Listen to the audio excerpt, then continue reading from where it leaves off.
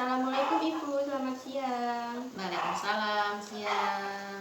Ibu, perkenalkan saya Fajrul Halimah, mahasiswa Universitas Aisyah Surakarta. Ibu, di sini saya tujuannya mau memberikan edukasi atau pengetahuan kepada Ibu mengenai diet hipertensi, praeklamsi, dan eklamsia pada Ibu hamil. Sebelumnya dengan Ibu siapa ini? Ibu Supriyani, Baik, Ibu Supriyani. Umurnya berapa ya? 36 tahun, Sekarang sedang hamil anak keberapa ya Bu ya? anak kedua. Kira-kira sudah masuk ke trimester keberapa ya Bu? Kedua. Jadi langsung saja ya Bu. Saya akan menjelaskan mengenai diet tersebut. Yang pertama yaitu definisinya. Ibu sendiri sudah tahu belum preeklamsi itu apa? Belum. Kalau belum, yang saya jelaskan ini diperhatikan ya Bu ya. Ya. Preeklamsi itu sendiri merupakan kumpulan gejala yang timbul pada ibu hamil yang terdiri dari hipertensi, proteinuria, kenaikan berat badan yang cepat karena edema, selanjutnya gejala mual, muntah, nyeri lambung yang terjadi pada saat kehamilan masuk pada minggu ke-20. Dari gejala-gejala ini, kira-kira ibu merasakan yang mana ya? Yang mual ya Bu ya, wajar ya Bu ya. Selanjutnya eklamsi. Eklamsi ini masih berhubungan dengan preeklamsi.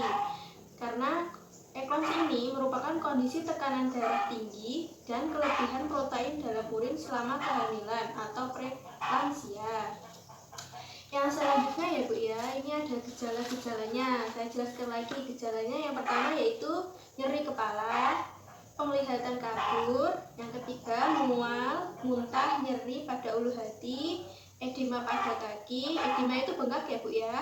Tangan, tungkai, kelopak mata. Yang selanjutnya yaitu hipertensi. Yang selanjutnya lagi proteinuria yang saya sebutkan tadi. Lalu oliguria. Oliguria itu merupakan produksi urin yang menurun secara drastis. Ciri khas dari diet ini memperhatikan asupan garam dan protein ya Bu ya. Selanjutnya tujuan dari diet ini. Tujuannya yaitu satu, mencapai dan mempertahankan status gizi yang optimal. Yang kedua, mencapai dan memperhatikan tekanan darah agar tetap normal. Yang ketiga, mencegah dan mengurangi retensi garam dan air atau cairan. Yang keempat, mencapai keseimbangan nitrogen. Yang kelima, menjaga agar berat badan tidak melebihi normal. Ya, itu bisa disebut dengan obesitas atau kegemukan itu ya Bu ya. Yang keenam, mengurangi atau mencegah timbulnya faktor risiko lain atau penyulit baru pada saat kehamilan atau setelah melahirkan. Selanjutnya Ibu, ini syarat diet. Syarat itu biasanya yang harus dipenuhi ya Bu ya. Yang pertama, cukup energi dan zat gizi. Maksudnya, pemberian makanan pada ibu hamil dengan preeklamsia harus mencukupi kebutuhan gizi dan energinya ya Bu ya. Yang selanjutnya yaitu pemberian rendah garam. Maksudnya, pemberian makanan harus memiliki kadar garam yang rendah, disesuaikan dengan berat atau ringannya retensi garam atau air pada tubuh ibu hamil. Selanjutnya, yang ketiga, protein tinggi. Maksudnya, pemberian protein tinggi sebanyak 1,5 sampai 2 gram per kilogram berat badan. Yang keempat, bentuk makanan. Bentuk makanan yang diberikan kepada ibu hamil harus sesuai dengan keadaan ibu hamil tersebut ya Bu ya. Yang selanjutnya yaitu yang kelima, pemberian cairan.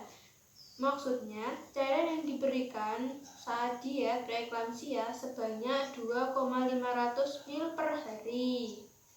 Ini seperti air minum itu ya Bu ya. Selanjutnya yaitu daftar makanan yang boleh dan sebaiknya dihindari ibu hamil preeklamsia, eklamsia.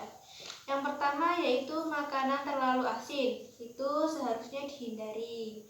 Maksudnya karena tinggi tekanan darah seseorang bisa disebabkan asupan garam yang masuk ke dalam tubuh. Bagi penderita preeklamsia sebaiknya batasi konsumsi garam atau batasi makanan yang banyak mengandung garam. Selanjutnya yaitu suplemen. Suplemen ini dianjurkan, terutama suplemen yang mengandung kalsium, vitamin D, vitamin B6, vitamin C, dan vitamin E. Bisa menurunkan resiko terkena preeklamsia. Namun, jika ingin mengkonsumsi suplemen tersebut harus sesuai dengan saran dokter atau yang biasanya ibu konsultasi kehamilan ke dokter siapa gitu ya Bu ya. Iya. Yang selanjutnya yaitu makanan tinggi kalium. Ini juga disarankan karena makanan tinggi kalium dipercaya bisa mencegah tekanan darah tinggi. Contohnya alpukat, pisang, bayam, ikan salmon, aprikot, persik, delima, air kelapa, kentang, dan tomat. Dari contoh yang saya sebutkan tadi kurang lebih mudah ya Bu untuk mencarinya di pasar maupun di minimarket. Yang selanjutnya yaitu protein. Protein itu dibatasi. Maksudnya ibu hamil yang mengidap preeklamsia itu bisa meningkatkan kadar protein di urin. Sehingga penting banget mengontrol asupan protein yaitu 15-20% dari seluruh total asupan kalori ibu. Jadi proteinnya jangan banyak-banyak, boleh mengkonsumsi makanan yang mengandung protein tapi dibatasi. Selanjutnya yaitu makanan kaya antioksidan, itu dianjurkan. Contohnya seperti brokoli, bayam, kacang-kacangan, wortel, kentang, nasi merah, kacang kedelai, ikan salmon, sarden, dan ikan kembung. Baik Ibu, dari penjelasan saya tadi kira-kira sudah jelas belum atau ada pertanyaan? Sudah jelas. Baik Ibu, terima kasih ya Bu atas waktunya. Ini saya berikan pegangan untuk Ibu, materi atau buku ini untuk sebagai referensi atau baca-baca Ibu di rumah agar Ibu nanti pengetahuan tentang ini bisa semakin bertambah ya Bu ya. Ini saya berikan ya Bu ya. Terima kasih atas waktunya ya Bu. Saya doakan nanti proses persalinan Ibu nanti lancar, bayinya sehat, ibunya juga sehat. Saya pamit ya Bu. Assalamualaikum warahmatullahi wabarakatuh. Waalaikumsalam warahmatullahi wabarakatuh.